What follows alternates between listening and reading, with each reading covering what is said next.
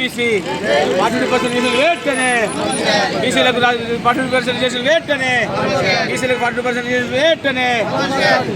ఈరోజు తెలంగాణ రాష్ట్ర వ్యాప్తంగా బీసీ సంక్షేమ సంఘం ఆధ్వర్యంలో అదేవిధంగా బీసీ జేఏసీ ఆధ్వర్యంలో తెలంగాణ రాష్ట్ర వ్యాప్తంగా బంద్ ఇస్తున్న సందర్భంగా బీసీ కుల వ్యతిరేక శక్తులారా ఖబర్దార్, ఈరోజు బీసీలకు రావాల్సిన వాటాను కట్టేయకుండా హైకోర్టులో స్టే చేసి మనం అడ్డుకునే విధంగా చేస్తున్నారు. కాబట్టి బీసీ వ్యతిరేక శక్తులకు ఇదే హెచ్చరిస్తూ రేపు రాబోయే కాలంలో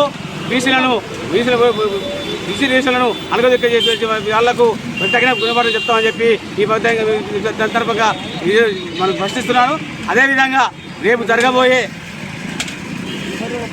భాగంలో విదేశాల భాగంలో ఖచ్చితంగా రేపు బంధువులకు పాటు సంఘాలతోని రోడ్ షోలు అదేవిధంగా రాష్ట్ర రోకోలు అదేవిధంగా బీసీ ఎస్టీ మైనార్టీలు కూడా కలిసి రావడం జరుగుతుంది.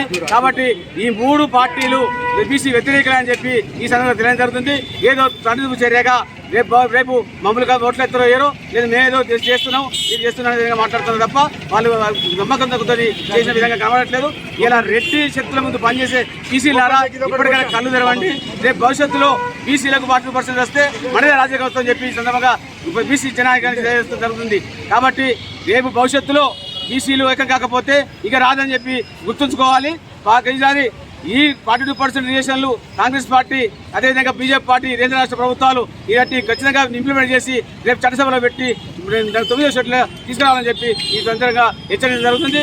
లేకపోతే బిడ్డ ఖబర్దార్, రేపు అగ్రవర్ణ పార్టీలారా రేపు ఎట్ల పార్టీలు తిరుగుతారో చూస్తాం. రేపు ఎమ్మెల్యేలు కూడా ఖచ్చితంగా రాజీనామా చేయాలి, మంత్రులు కూడా రాజీనామా చేసి రేపు ప్రజాక్షేత్రంలో రావాలని చెప్పి ఈ సందర్భంగా హెచ్చరించడం జరుగుతుంది. బిడ్డ ఈరోజు బీజేపీ కాంగ్రెస్ టీఆర్ఎస్ పార్టీ అగ్రవర్ణ కుట్రలకు బీసీలు బలవుతున్నారు.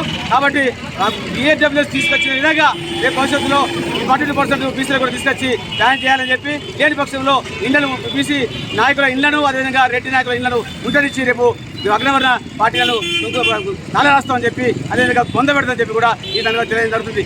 ఈ బీసీలు కనుక ఇవ్వకుండా రేపు కనుక ఎలక్షన్లకు వెళ్తే రేపు ఖచ్చితంగా రాష్ట్రాన్ని అగ్నిగుణంగా చేసినట్టు కూడా రాష్ట్ర జేఏసీ పిలుపు మేరకు ఖచ్చితంగా మేము అగ్నిగుణం చేస్తామని చెప్పడం జరుగుతుంది. నా పేరు డాగల శ్రీనివాస్ ముఖాజ్, బీసీ సంక్షేమ సంఘ వరంగల్ జిల్లా అధ్యక్షుడిని, అదేవిధంగా బీసీ జేఏసీ చైర్మన్.